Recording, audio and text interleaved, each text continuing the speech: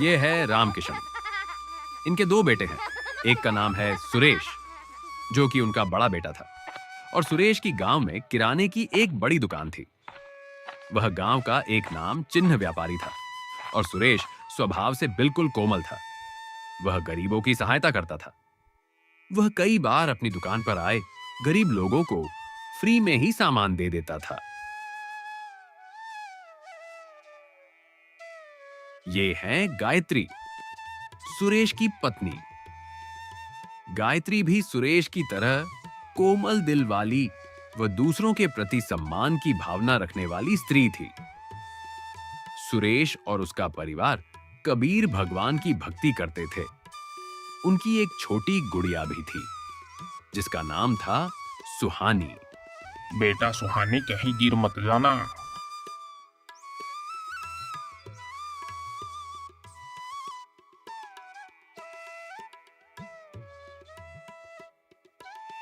अरे दादाजी आइए ना। अरे नहीं बेटा, मुझसे इस उम्र में कहाँ दौड़ भाग होगी। तुम बच्चे अपना आराम से खेलो। अरे दादाजी आइए ना। हाँ दादाजी आओ ना। अच्छा ठीक है, चलो खेलो। अब तुम भागो, मैं पकड़ता हूँ। यह है नरेश और उसकी पत्नी गंगावती। नरेश की एक कपड़ों की दुकान थी, मगर वह कभी-कभी दुकान पर जाता था। नरेश सुरेश से स्वभाव में बिल्कुल उल्टा था। वह किसी को भी ज्यादा तरक्की करते हुए नहीं देखना चाहता था। वह चिड़चिड़े स्वभाव का था और उसकी पत्नी गंगावती भी उसी की तरह खराब स्वभाव वाली थी। विजय इनका बेटा है। अरे गंगावती चिंता मत करो, एक दिन हम भी भैया की तरह बड़े आदमी बनेंगे। हाँ जी, पर बनेंगे कैसे? जायदाद का बड़ा हिस्सा तो उस गायत्री के हिस्से में आएगा और छोटे बेटे के हिस्से में तो थोड़ी सी जायदाद और ठेंगा आएगा। हाँ गंगावती, चिंता किस बात की है? वैसे भी भैया को जानता हूँ, वो अपनी सारी प्रॉपर्टी मेरे नाम पर ही करने वाले हैं। अजी, आप जैसा सोच रहे हैं ऐसा बिल्कुल नहीं होगा। उस गायत्री की बच्ची को मैं अच्छी तरह जानती हूँ। वह अपने हिस्से में से हमें फूटी कोड़ी भी नहीं देगी। अरे नहीं गंगावती, भैया और भाभी हमें पूरी जायदाद दे देंगे। ओहो हो भैया भाभी, इतनी इज्जत देने की कोई जरूरत नहीं है। तुम उन्हें जितना सीधा समझते हो वो इतने सीधे हैं नहीं। बात तो सही कह रही हो गंगावती, वो दोनों केवल दिखने में ही अच्छे हैं, बाकी छल कपट उनके अंदर भी कूट कूट कर भरा है। नरेश और गंगावती पूरा दिन इसी तरह भाई भाभी की चुगली किया करते थे। चुगली के बिना मानो उनका दिन ही खत्म नहीं होता था। दूसरी तरफ सुरेश और उसकी पत्नी, जो हमेशा दूसरों की भलाई के बारे में सोचते रहते थे। अजी मुझे कुछ पैसों की जरूरत है, मुझे कुछ लोगों को कंबल दान करने हैं। हाँ बागबान, बिल्कुल, ये तो बहुत अच्छी बात है। अलमारी से निकाल लेना और कुछ ज़्यादा पैसा निकालना, कपड़ों के साथ साथ उन्हें भोजन भी खिला देना। हाँ जी बिल्कुल। अरे गायत्री, सुहानी दिखाई नहीं दे रही। अजी सुहानी तो विजय और पिताजी के साथ खेलने के लिए पार्क गई हुई है। उन्हें गए काफी देर हो गई, बस आते ही होंगे। इतनी देर में सुहानी, विजय और रामकिशन आ जाते हैं। अरे अरे मेरे गुड्डा गुड़िया आ गए। कहाँ गए थे? मैं तो तुम्हें ढूंढ रहा था। पापा पापा, मैं तो विजय और दादाजी के साथ खेल रही थी। अच्छा अच्छा। बड़े पापा मुझे लाइट वाले जूते ला कर दीजिए ना। अच्छा, लाइट वाले जूते चाहिए। हाँ बड़े पापा। अरे पिताजी खड़े क्यों हो, बैठिए ना। अरे गायत्री, पिताजी के लिए चाय बना कर लाओ। जी अभी लाई। अरे हाँ बेटा, मेरे चिंटू मिंटू के लिए लाइट वाले जूते ला कर दो। हाँ पिताजी, शाम को ला कर देता हूँ। और बेटा, दुकान कैसी चल रही है? पिताजी आपकी दया से एकदम सही चल रही है। बहुत अच्छी बात है बेटा। इसी तरह मेहनत करते रहो, ऊपर वाला तुम्हें और भी ज्यादा सुख दिखाएगा। जी बिल्कुल पिताजी। अरे वाह बेटा, चाय तो बहुत अच्छी बनाई है। भगवान ने तो मानो बेटी के रूप में हमें अन्नपूर्णा ही देती है।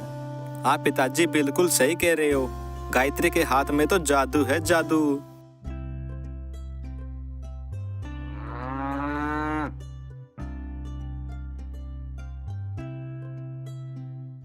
सहूलियत सगला फाड़ का है तो कम से कम 10 ड्रेस और जूता और करीब पाउडर लेगा। भाई आदमी ना सामान कौन दिया गए थे?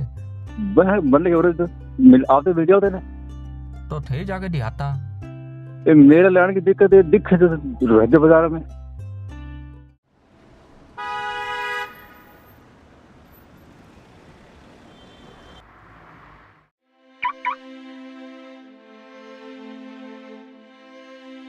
अरे भैया आप आइए आइए।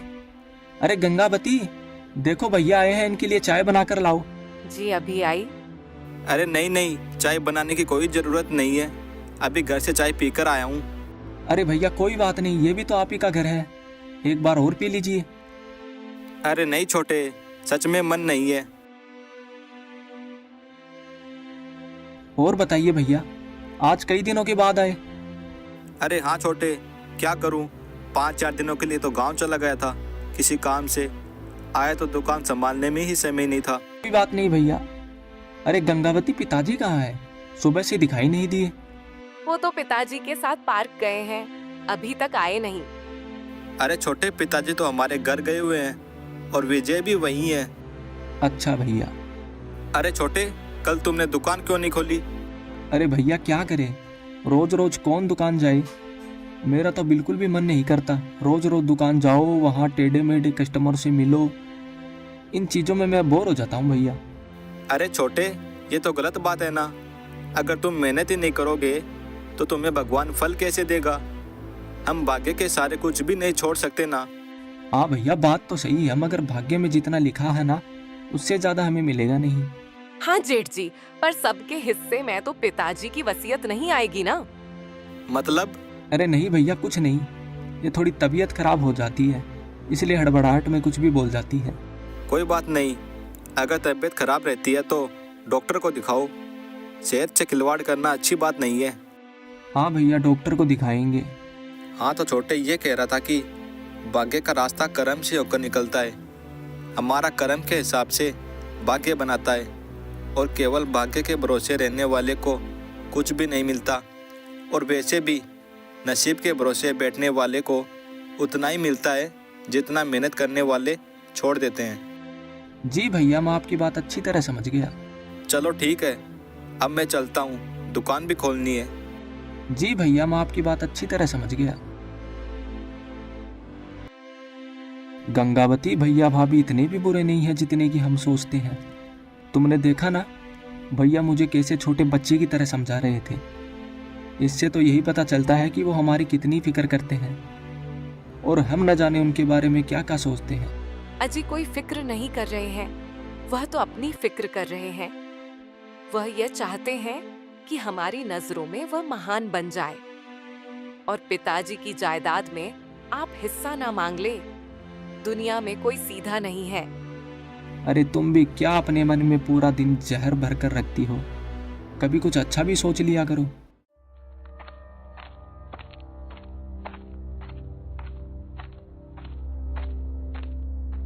अरे कहीं ये भाई की बातों में डूब ना जाए, वरना मेरे हाथ जायदाद का 1 रुपया भी नहीं मिलेगा। कुछ दिनों के बाद रामकिशन की तबीयत बहुत ज्यादा खराब हो जाती है। सुरेश और नरेश चिंता में आ जाते हैं। पिताजी, आप बिल्कुल भी चिंता मत कीजिए, आप बिल्कुल ठीक हो जाएंगे। हाँ पिताजी, आप बिल्कुल ठीक हो जाएंगे, चिंता ना करें। अरे बेटा, अब मैं ठीक नहीं होने वाला, मेरा अंतिम समय चल रहा है। सुरेश और नरेश की आंखों में पानी आ जाता है। नहीं पिताजी, ऐसा मत कहिए। मेरे कहने ना कहने से सच्चाई नहीं बदलने वाली। सच्चाई यही है कि मेरा अंतिम समय आ गया है। मैंने अपने जीवन में जो कुछ भी सीखा था वही मैंने तुम दोनों को सिखाया, और मुझे खुशी है कि तुम दोनों भाई अपने अपने जीवन में अच्छी तरह जी रहे हो। और मेरी आखिरी इच्छा है कि तुम दोनों भाई अच्छी तरह रहो और एक दूसरे का सम्मान करो। घर का बड़ा बेटा होने के नाते सुरेश, मैं तुम्हें ये जिम्मेदारी देता हूँ कि अपने छोटे भाई का ख्याल रखना और हमेशा दोनों भाई साथ साथ रहना। मैंने अपनी वसीयत तुम दोनों में बांटी है। अच्छा बेटा, अब मेरा समय आ गया। ऐसा बोलते ही रामकिशन के प्राण निकल गए। दोनों भाई रोने लगे।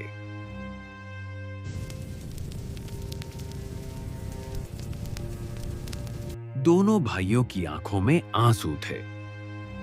पिताजी को खोने का दुख उनके सीने में जमा हुआ था।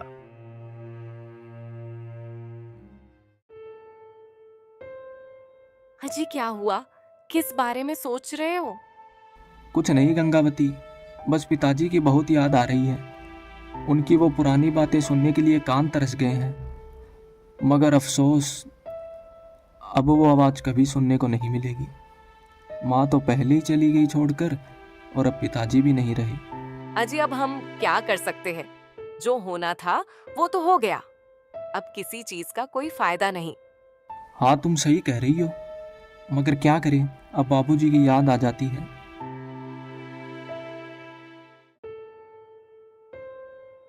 गायत्री, मुझे तो यकीन नहीं हो रहा कि बाबूजी हमारे बीच नहीं है।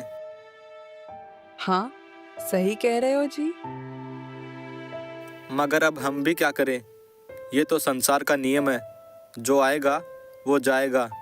एक दिन तो हम सबको ही जाना है। रामकिशन को मरे अब 6 महीने से ज्यादा का समय हो गया था, और अब गंगावती के मन में रामकिशन की जायदाद हड़पने की भूख बढ़ रही थी। अरे गंगावती, आज भैया ने हमें अपने घर पर आने को कहा है। शायद वो प्रॉपर्टी के कागजात हमें देने वाले हैं। हाँ तो फिर चलिए, देर किस बात की है? हाँ हाँ चलते हैं। पहले जाकर गैस का बटन तो बंद कर दो, कुकर में 4 सीटी लग चुकी है।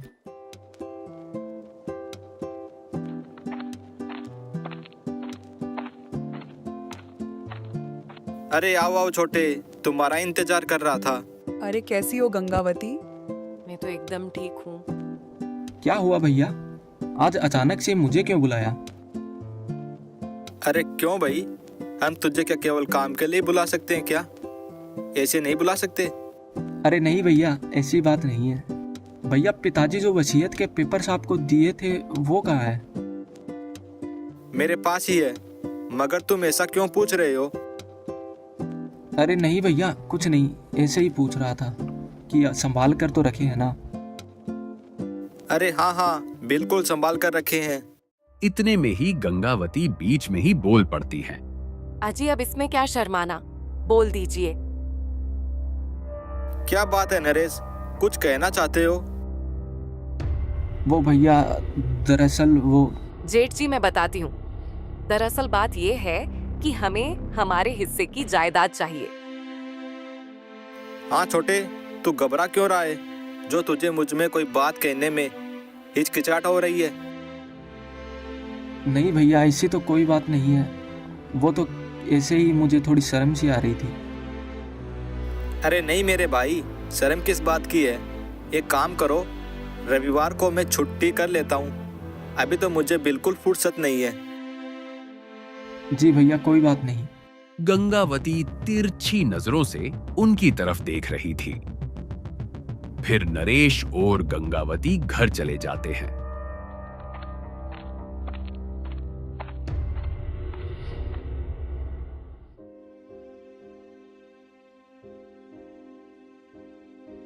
चलो अब तो खुश हो ना, रविवार को हमारे हिस्से की जायदाद हमें मिल जाएगी।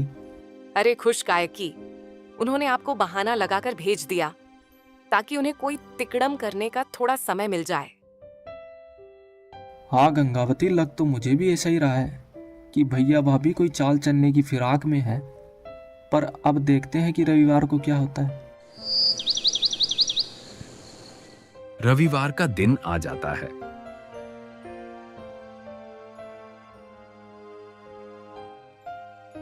हाँ भैया, तो बताओ मेरे हिस्से में क्या क्या आया है।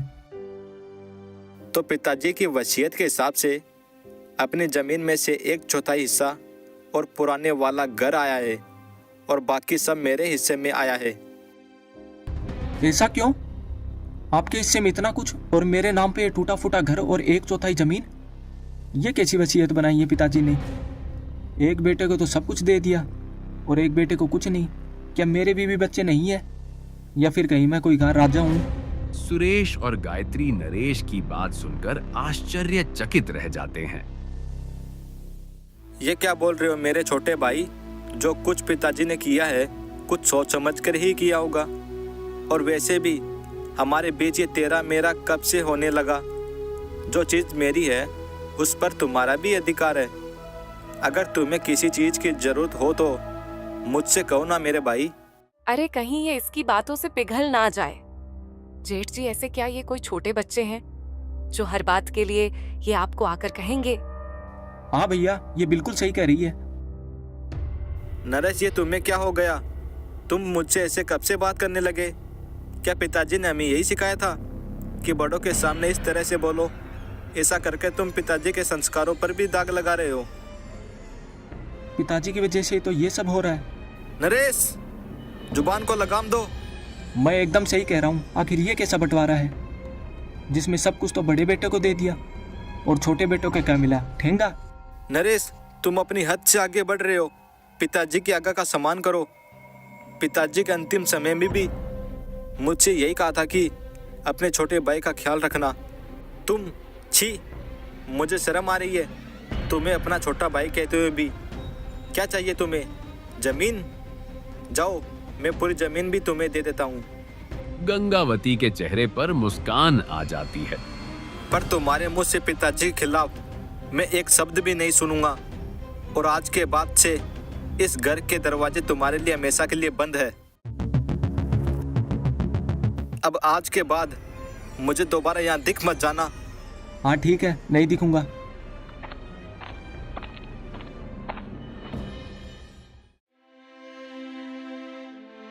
अजी, यह क्या हो गया? नरेश तो ऐसा नहीं था। यह जरूर उस डायन का किया धरा है। हाँ गायत्री, सही कह रही हो। इसने जरूर नरेश को मेरे खिलाफ भड़काया है। पर अब दो भाइयों के बीच में दरार तो हो गई ना। जी कोई नहीं, समय के साथ सब ठीक हो जाएगा। नहीं गायत्री, ये बातें जितनी आसान दिखती है उतनी है नहीं। ये चीजें काफी समय लगाती है ठीक होने में। चलिए कोई बात नहीं, आप चिंता मत कीजिए। खीर बनाओ। भैया के हिस्से की जमीन भी उन्होंने हमारे नाम पर कर दी। अब तो खुश हो ना? हाँ जी, बिल्कुल खुश हूँ। देखा, हमने जिद की तब जाकर हमें पूरी जमीन मिल पाई है। हाँ बिल्कुल सही कह रही हो। अगर तुम मुझे नहीं समझाती तो हमारे हिस्से कुछ नहीं आता। मगर भैया थोड़ा नाराज हो गए।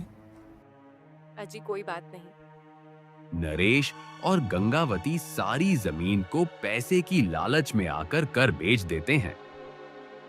नरेश कोई काम भी नहीं करता था और इसी बीच उसे सट्टे की गंदी लत पड़ गई थी।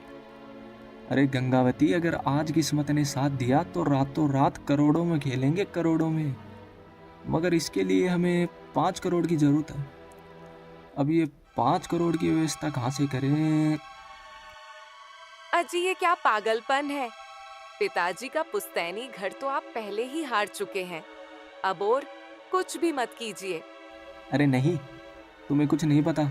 मुझे बीच में टोको मत। मुझे जो करना है करने दो। मुझे पूरा भरोसा है हम जीतेंगे ही जीतेंगे। अजी रहने दीजिए। तुम अपना मुंह बंद रखो। अगले दिन नरेश को पता चल गया कि वह हार गया है। अरे गंगावती, हम तो लुट गए। अरे क्या हार गए? वो मैं हमारी पूरी जमीन हार गया। वो कल 5 करोड़ की बात कर रहा था तो मैंने अपनी जमीन बेच दी थी। गंगावती का चेहरा सफेद पड़ गया था और कुछ दिनों बाद वह अपना घर भी सट्टे में हार गया। अब क्या करें, कहाँ जाएं? तुम्हारे लालच के कारण भैया के घर भी नहीं जा सकते। मैंने तुमसे कहा था इस जुए से दूर रहो, लेकिन तुमने मेरी एक बात नहीं मानी। हाँ, पर मुझे थोड़ी पता था कि ऐसा कुछ हो जाएगा। मुझे तो लगा कि हमारी जिंदगी बदल जाएगी, मगर ऐसी बदलेगी ये नहीं पता था। एक काम करते हैं, भैया के पास जाकर मदद मांगते हैं, वो जरूर हमारी मदद करेंगे। इतना कुछ होने के बावजूद भी तुम्हें लगता है कि वो हमारी मदद करेंगे? मुझे तो नहीं लगता, पर फिर भी कोशिश करते हैं। वे दोनों सुरेश के घर पहुंचते हैं, मगर सुरेश उन्हें गुस्से से देख रहा था। अब क्यों आए हो यहाँ? अब और भी कुछ चाहिए क्या?